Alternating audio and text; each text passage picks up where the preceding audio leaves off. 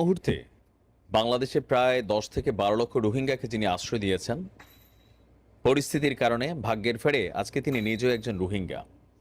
পশ্চিমা রাষ্ট্রগুলো মুখ ফিরিয়ে নিয়েছে। মার্কিন যুক্তরাষ্ট্র তার ভিসা বাতিল করেছে। যুক্তরাজ্য তাকে আশ্রয় দেওয়ার ব্যাপারে অনাগ্রহ প্রকাশ করেছে। বা তিনার যে আত্মীয় স্বজনরা বিভিন্ন জায়গায় আছেন, ফিনল্যান্ডে, সেখানে সরকারও গ্রিন সিগন্যাল দিচ্ছে না। মোট কথা, পশ্চিমা যে রাষ্ট্রগুলো, সেখানের কোনোটাতেই তিনি এই মুহূর্তে যেতে পারছেন না। দর্শক, ব্রেকিং নিউজ হচ্ছে, গতকালকে আমরা যখন আজকে নিউজটা করছি, মাত্র কয়েক ঘন্টা আগেই ব্রেকিং নিউজ যে সর্বশেষ ভারত ছেড়ে চলে যাচ্ছেন শেখ হাসিনা। গন্তব্য কোথায়? পশ্চিমা রাষ্ট্রগুলোতে না। সর্বশেষ খবর হচ্ছে, যুক্তরাষ্ট্র ভারতের কাছে জানতে চেয়েছে শেখ হাসিনা কিভাবে, কোন ব্যবস্থায় দিল্লিতে অবস্থান করছেন। যুক্তরাষ্ট্র, দেখেন, ওদিক দিয়া সবাই খেলে, যুক্তরাষ্ট্রের খেলা কিন্তু কঠিন।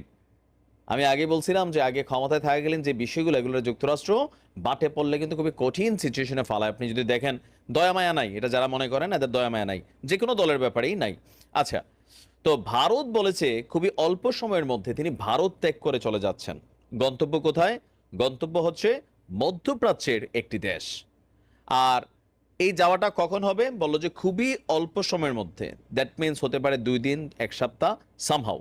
আর এই খবরটা ঢাকার সরকারি মহলকেও জানানো হয়েছে। তার মানে আমাদের পররাষ্ট্র দপ্তরে বাই গভর্নমেন্ট এই বিষয়টা তথ্য আসছে যে শেখ হাসিনা ভারত ছেড়ে চলে যাচ্ছেন। তবে গন্তব্যটা গণমাধ্যমে পুরোপুরি তারা স্পেসিফিক করেনি। তবে আমার ধারণা তিনি দুবাই যাবেন।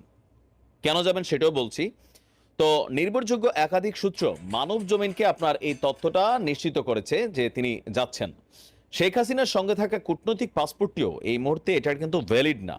এই ধরনের পাসপোর্টধারীরা ভিসা ছাড়তে ভারতে, মানে ভিসা ছাড়াই ৪৫ দিন বৈধভাবে থাকতে পারেন। ইতিমধ্যে শেখ হাসিনার প্রায় ৬০ দিন প্লাস হয়ে গেছে। আজকের দিন হিসাব করলে ৬০ দিন কাছাকাছি বা সমান সমান। আর বাকি আছে আপনার কি বলেছে ১৫ দিন, সরি, আর ৩০ দিন বাকি আছে। তো ইতিমধ্যে ভারতে শেখ হাসিনা যে সময়টা কাটিয়েছেন, এর মাঝখানেই কোন দেশে যাওয়া যায় সেটা নিয়ে লবিং চালিয়েছেন।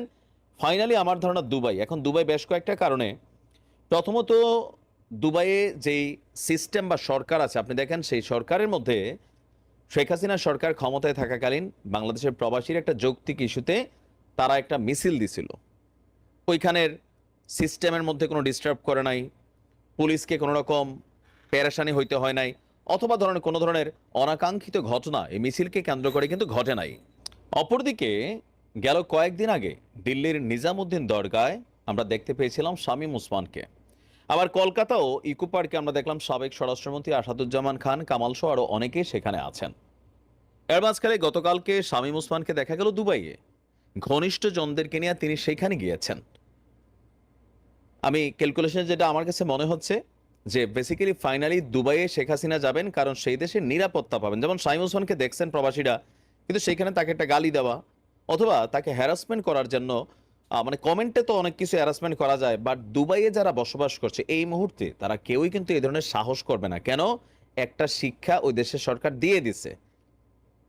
শেখ হাসিনা ক্ষমতায় থাকুক আর না থাকুক, বেগম খালেদা জিয়া ক্ষমতায় থাকুক আর না থাকুক, বিদেশি রাষ্ট্রগুলা তাদেরকে একটা রেসপেক্ট লেভেলে কিন্তু গ্রহণ করে, কারণ পলিটিক্যাল ইস্যুতে এটাই হয় রাষ্ট্র টু রাষ্ট্র সম্পর্ক চালাইতে গেলে। তো সেই ক্ষেত্রে শেখ হাসিনা যদি দুবাই যান, তিনি আমার কাছে মনে হচ্ছে যে নিরাপদ। বেশিরভাগ ক্ষেত্রে নিরাপদ এই কারণেই যে সেখানে তাকে হয়তো খুব বেশি ঝামেলার মুখোমুখি পড়তে হবে না। সরকার তাকে ওই ধরনের একটা ফেসিলিটিস দেবে। আবার কেউ কেউ বলছেন সৌদি আরব। তো আমার কাছে ক্যালকুলেশনে মনে হয়েছে সৌদি আরব না।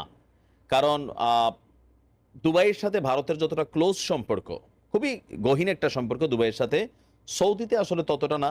আবার ধরেন যদি আমরা হিসাব করি দুবাই থেকে ভারত, ভারত থেকে দুবাই আসা যাওয়া, বাংলাদেশ টু সীমান্ত পাড়ে ভারত, মানে সবকিছু ক্যালকুলেশন করলে, আবার আওয়ামী লীগের অধিকাংশ নেতারা আপনারা দেখছেন যে বিনিয়োগটা কিন্তু দুবাইয়ে করছে। আবার সেখানে পৃথিবীর সকল দেশের নামি দামি মানুষরা আসা যাওয়া করে। তো সবকিছু মিলিয়ে আমার কাছে মনে হচ্ছে তার পরবর্তী গন্তব্য হচ্ছে দুবাই। এখন ভারতকে এটা ব্লাফ দিচ্ছে নাকি সত্যি, সেটা আমরা তিনি ভারত ত্যাগ করলেই আসলে আমরা শিওর হতে পারবো। ভালো থাকুন। আসসালামু আলাইকুম।